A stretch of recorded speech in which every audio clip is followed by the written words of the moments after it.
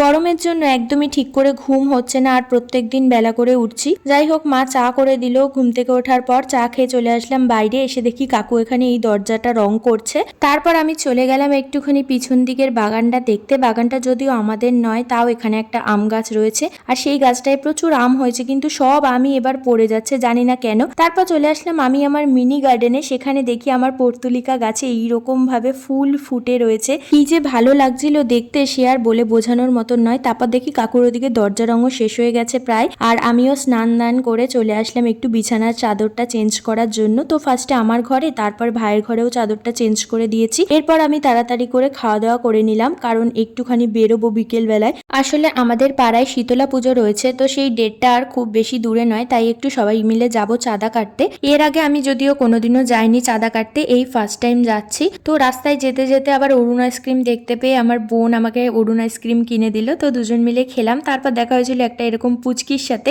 আর বাড়ি ফিরতে ফিরতে প্রায় সন্ধে হয়ে এসেছিল। আমরা আবার ফেরার পথে দুটো গাছও তুলে এনেছি, একটা মানি প্ল্যান্ট আর একটা পাতাবাহার। তারপর আর আমি কোনো ভিডিও করিনি, একটু ব্যস্ত ছিলাম বলে। এরপর রাতের বেলা ডিনারে খেলাম দই চিড়া মাখা। তো আমার দিনটা আজকে এইভাবেই কাটলো। চলো আজকের মতো টাটা।